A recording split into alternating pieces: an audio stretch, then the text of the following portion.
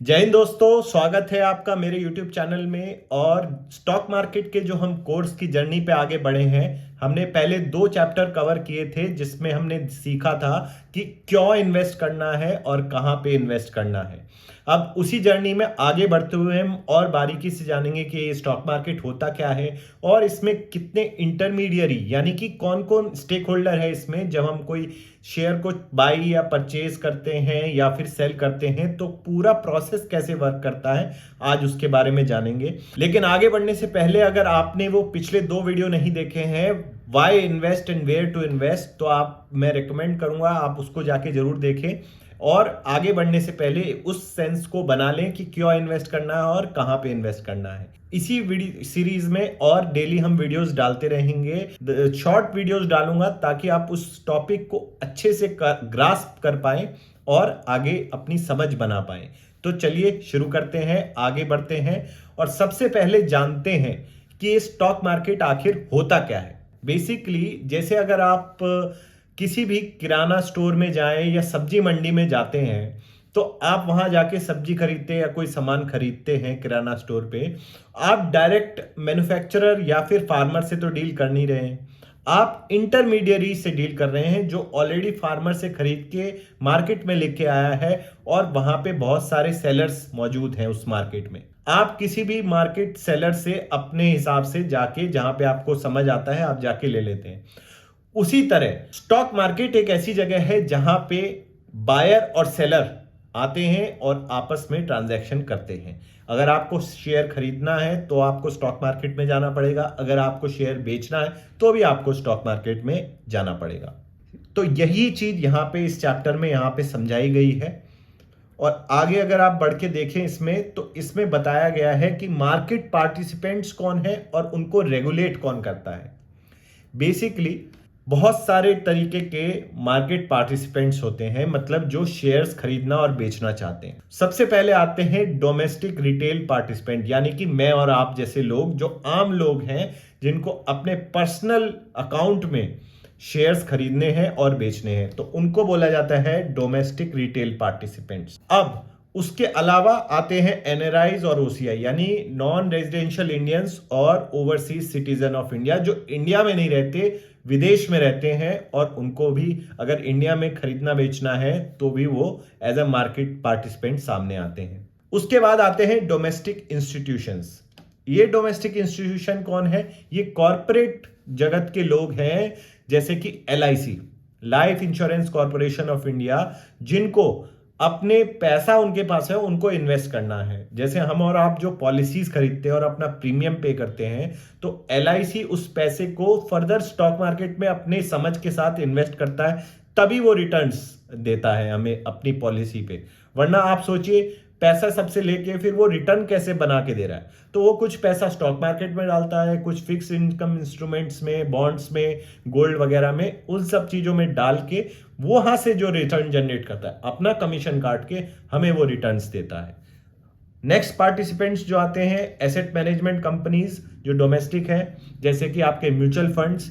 अगर आप direct stock market में खरीद बेच नहीं करते हैं, आप म्यूचुअल फंड वाले रूट से जाते हैं, तो वो जो SBI म्यूचुअल फंड है, HDFC AMC है, ये लोग इंस्टीट्यूशन की तरह अपना शेयर्स खरीदते और बेचते हैं।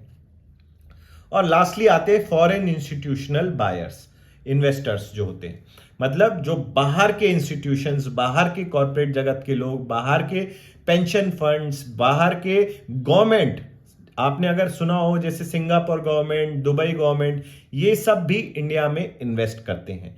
तो ये हो गए हमारे मोटा मोटा 5 तरीके के पार्टिसिपेंट जो मार्केट में आते हैं। वही चीज इस चैप्टर में बताई गई। उसके बाद आता है रेगुलेटर। अब रेगुलेटर क्या मतलब है यहां पे, यानी कि जब इतना पैसों का लेन देन हो रहा है, इतने ज्यादा लोग इन्वॉल्व हैं, आम आदमी से लेके बड़े बड़े इंस्टीट्यूशंस और बाहर के गवर्नमेंट और इंस्टीट्यूशंस बाहर के सब इन्वॉल्व हैं, तो उनको ऊपर रेगुलेशंस लगाने के लिए, ताकि कोई चीटिंग ना हो, उस तरीके को अपने रूल्स और रेगुलेशंस बनाने के लिए securities and exchange board of India, SEBI जो शॉर्ट फॉर्म में बोलते हैं, वो गवर्न करता है इसको। जितने भी स्टॉक मार्केट रिलेटेड एजेंसीज हैं, जितने भी स्टॉक मार्केट के रूल्स, रेगुलेशंस, नोटिफिकेशंस आते हैं, सब सेबी के थ्रू आते हैं।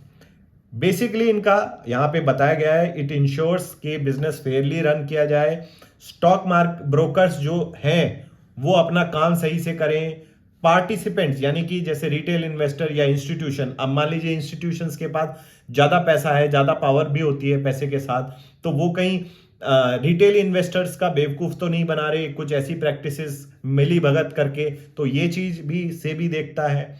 और कॉरपोरेट्स जो वहां पे लिस्टेड कंपनीज हैं कुछ ऐसा इलीगल काम तो नहीं कर रही, जैसे आपने सुना हो सत्यम कंप्यूटर्स का स्कैम हुआ था, वो अपने झूठे बैलेंस शीट और पीएनएल वगैरह जो स्टेटमेंट्स होते हैं जिनके बेसिस पे आप जज करते हैं कि इसमें इन्वेस्ट करना है कि नहीं, वो चीज यहां पे ये चेक करता है सेबी कि कोई गलत काम तो नहीं कर रहा। स्मॉल इन्वेस्टर यानी हम जो रिटेल इन्वेस्टर्स हैं इनके जो राइट्स हैं वो प्रोटेक्ट करता है, और लार्ज जो पार्टिसिपेंट्स हैं उनका भी देख रेख कि वो कोई अनफेयर प्रैक्टिसेस में इन्वॉल्व नहीं है, या उनके पास ज्यादा पैसा है जैसे हमने बात करी तो कहीं कुछ फायदा तो नहीं उठा रहे अनफेयर मीन्स से, तो वो चीज से भी देखता है। यही चीज यहां पे बताई गई है। और इसके अलावा इसमें और जो different type of market participants हैं उनके बारे में थोड़ा थोड़ा बताया गया है जो आप देख सकते हैं, बट डिटेल में जो मेन पार्टिसिपेंट्स हैं उनके बारे में हम अगले चैप्टर में जानेंगे।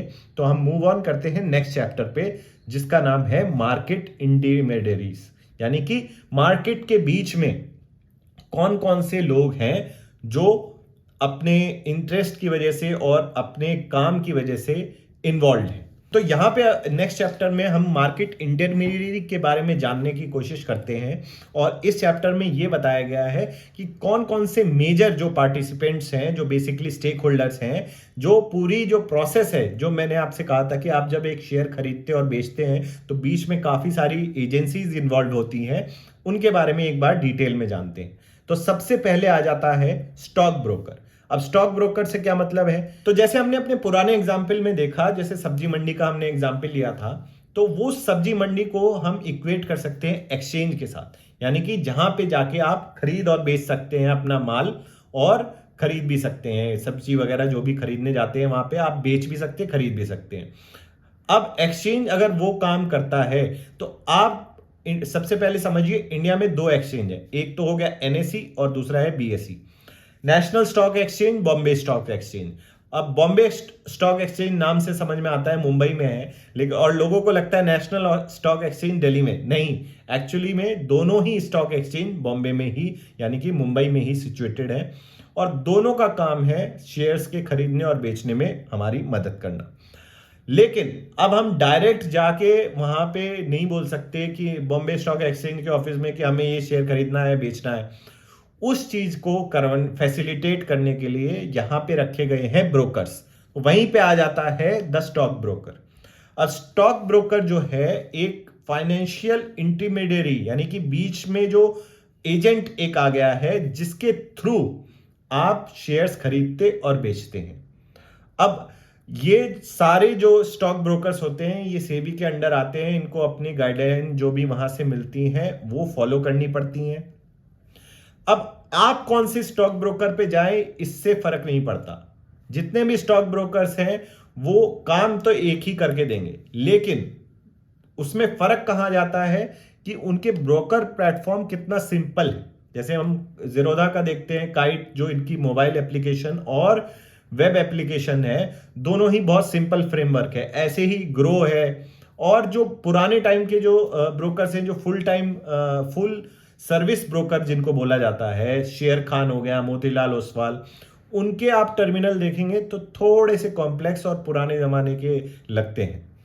अब यहां पे आपको सेलेक्ट करना है कि आपको किस टाइप का ब्रोकर चाहिए, और साथ ही साथ ब्रोकरेज कितना वो चार्ज कर रहा है, यानी कि एक शेयर खरीदूं या 100 शेयर खरीदूं, तो आप जब एक ऑर्डर प्लेस करते हैं तो उस पर शेयर मार्केट का जो ब्रोकर है वो आपसे पैसे चार्ज करता है, खरीदने टाइम भी बेचने टाइम भी। मोस्ट ऑफ द ब्रोकर जो लो कॉस्ट ब्रोकर हैं जैसे कि जीरोधा, ग्रो एक्सेट्रा, इन्होंने लॉन्ग टर्म की जो आप शेयर्स खरीदते हैं यानी कि जो डिलीवरी जो आप अकाउंट में अपने शेयर्स लेते हैं, इंट्राडे नहीं करते वो फ्री कर रखा है। खाली आपको एक्सचेंज के जो टैक्सेस और जो गवर्नमेंट की फीस होती है वही देनी पड़ती है, ब्रोकरेज जीरो है। अगर आप इंट्राडे ट्रेड वगैरह करते हैं तो आपको 20 रुपए तक के ब्रोकरेज देने पड़ते हैं लो कॉस्ट ब्रोकर में। वहीं अगर आप फुल सर्विस ब्रोकर यानी शेयर खान और इस पे जाएंगे तो वो चार्जेस थोड़ा परसेंटेज में भी होते हैं। और ज्यादातर लोग जो अपने बैंक का ब्रोकर इस्तेमाल करते हैं जैसे आईसीआईसी सिक्योरिटी, एचडीएफसी वाले, अगेन वहां पे भी आपको देखना पड़ेगा कि आपको ब्रोकरेज कितना चार्ज कर रहे हैं। वो जनरली परसेंटेज के फॉर्म में होता है ऑर्डर वैल्यू के। तो यहां पे आपको देखना है कि ये स्टॉक ब्रोकर कितना सिंपल है और मेरे को ब्रोकरेज कितना कम चार्ज कर रहा है। साथ ही साथ आपको इंश्योर करना है कोई नया एकदम बंदा कोई मार्केट में स्टॉक ब्रोकर बन के आया है तो ये नहीं कि आपने सारी जमा पूंजी वहां पे आप इन्वेस्ट करना शुरू कर दिया। तो ऐसा भी हुआ है जैसे कार्वी के केस में हुआ था, काफी लोगों ने वहां पे अपने पैसे लॉक इन कर दिए थे, खोए नहीं थे बट वहां पे अटक जाते। तो आपको यह भी ध्यान देना है कि ब्रोकर थोड़ा रिलायबल होना चाहिए और सेबी अपनी तरफ से पूरा इंश्योर करता है। अब शेयर खरीदना और बेचना कैसे किया जाता है, तो आपके पास इसके लिए 3 तरीके हैं मोटे मोटे जो यहां पे इस चैप्टर में बताए हुए हैं कि आप ब्रोकर को कॉल करके और अपना आईडी वगैरह बता के बोल सकते हैं कि मेरे को इसके इतने शेयर खरीदे इस भाव पे, तो वो कर देंगे एग्जीक्यूट, उसके एक्स्ट्रा चार्जेस लगेंगे।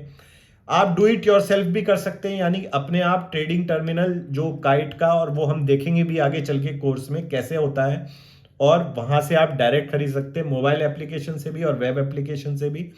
और थर्ड तरीका जो एडवांस यूजर यूज करते हैं एल्गोरिदम लगा के, उसके लिए अपने प्लेटफॉर्म में वो लोग एपीआई ले लेते हैं, यानी कि एप्लीकेशन इंटरफेस एक बेसिकली ले लेते हैं जो आपको अपने टर्मिनल जो आपने खुद का एल्गोरिदम बनाया उसके थ्रू। तो इसमें हम एडवांस में नहीं जाएंगे, हम फोकस करेंगे डू इट योरसेल्फ वाले पे आगे चल के कोर्स में।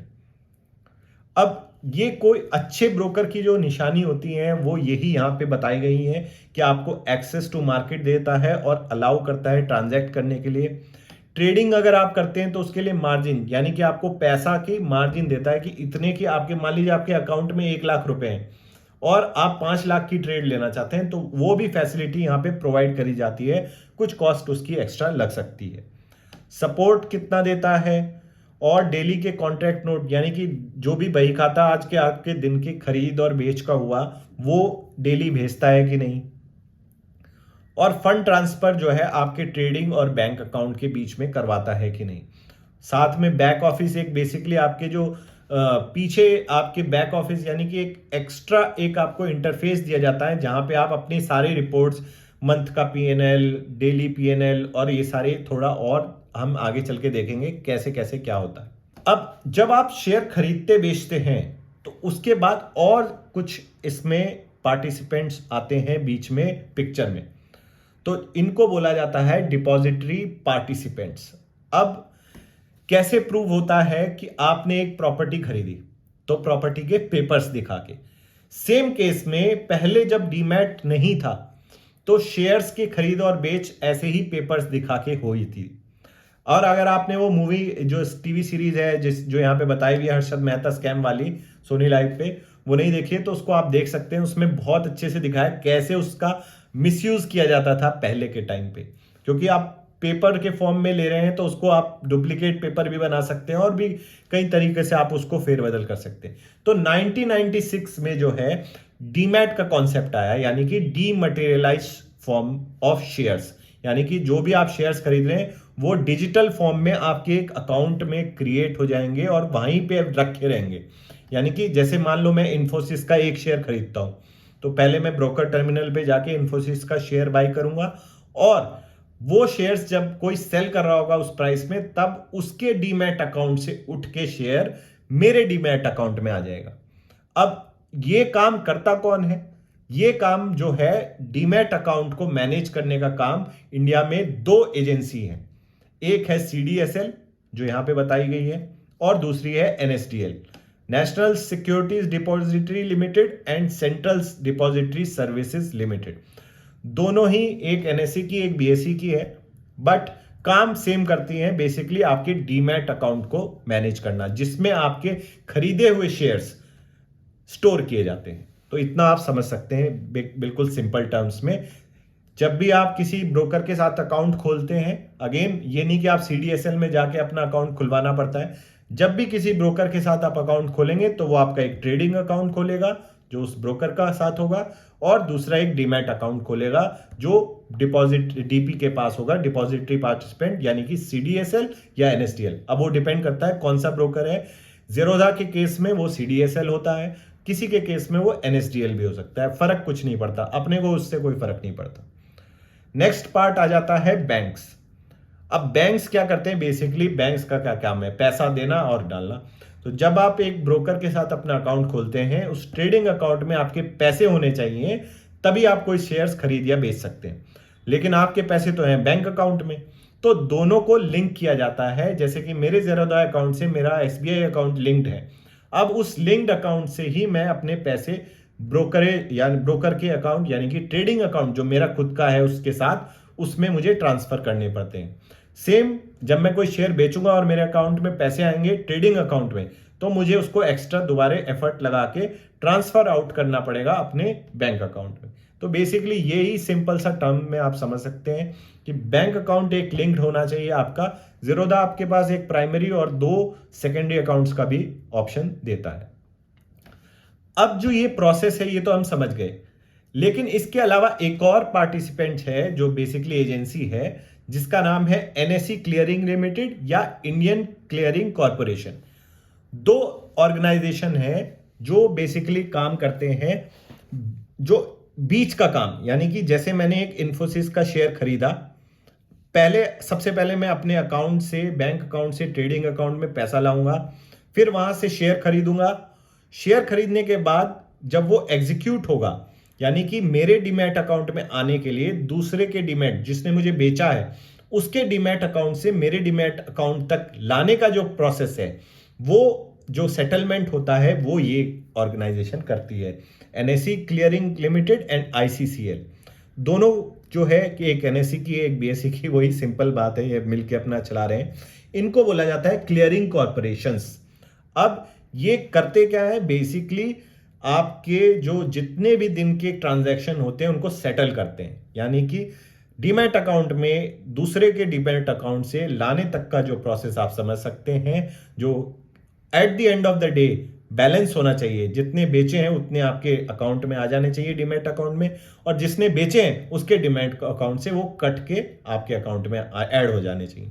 ये प्रोसेस जो है ये बीच की क्लियरिंग कॉरपोरेशन करते हैं। तो बेसिकली यही है 4-5 मेजर पार्टिसिपेंट्स जो आपके इस प्रोसेस को, यानी कि शेयर खरीदने और बेचने के प्रोसेस को पावर करते हैं। तो इस चैप्टर में बेसिकली हमने इस मॉड्यूल में ये समझा कि जो मार्केट इकोसिस्टम है उसमें बहुत सारे मार्केट पार्टिसिपेंट्स हैं जो हमारे शेयर खरीदने और बेचने के प्रोसेस को फैसिलिटेट करते हैं। स्टॉक ब्रोकर जो है मार्केट का एक्सेस हमें देता है, और हमारी रिक्वायरमेंट के बेसिस पे कि हमें किस तरीके का ब्रोकर चाहिए, वो हमारी इंडिपेंडेंस सोच है, इंडिपेंडेंट थॉट है, हम किसी भी ब्रोकर के साथ जा सकते हैं। मेरे ख्याल से ये लो कॉस्ट ब्रोकर अच्छे होते हैं, हमें कोई फुल सर्विस नहीं चाहिए, हमारे कोई इतना मेजर पैसा नहीं है कि हम बहुत ही करोड़ों में जो हमें ऐसी सर्विस चाहिए hi fi. Low cost broker हमारे केस में सही रहते हैं, रिटेलर्स के केस में, रिटेल इन्वेस्टर जो हमने समझा। स्टॉक ब्रोकर हमें एक ट्रेडिंग अकाउंट देता है जिसमें हम मार्केट से रिलेटेड जो भी बाई सेल हम जैसे हमने समझा था वो करते हैं। डिपॉजिटरी जो है वो डीमैट अकाउंट देती है हमें, जहां पे हमने देखा कि NSDL और CDSL 2 जगह हैं जहां पे हम हमारा डीमैट अकाउंट खुल जाता है, डिपेंडिंग ऑन ब्रोकर जो भी जहां पे भी वो खुलवाता है हमारा। अब डीमैट अकाउंट खोलने के लिए जैसे हमने बात करी, आपको ब्रोकर के थ्रू ही होगा, आप डायरेक्ट नहीं कर सकते। और लास्टली क्लियरिंग कॉरपोरेशंस जो है क्लियरिंग और सेटलमेंट का काम करते हैं, जो भी हम ट्रेड और जो भी शेयर की खरीदना और बेचना करते हैं वो सारा क्लियरिंग कॉरपोरेशन की हेल्प से होता है। तो इस चैप्टर में अभी इतना ही। इसके अलावा आपको अगर कोई डाउट्स होते हैं इससे रिलेटेड तो आप कमेंट सेक्शन में डाल के पूछ सकते हैं। और अगले चैप्टर में हम जानेंगे IPO मार्केट, यानी कि जो इनिशियल पब्लिक ऑफरिंग होती है वो कैसे होती है, और हम पहुंचेंगे अपने चौथे मॉड्यूल पे। और अगर आपको ये प्रयास अच्छा लग रहा है तो वीडियो को लाइक करें, चैनल को सब्सक्राइब करें और कमेंट में अपने डाउट्स पूछिए, और मैं आपसे मिलूंगा नेक्स्ट एपिसोड में। Thank you for watching. जय हिंद।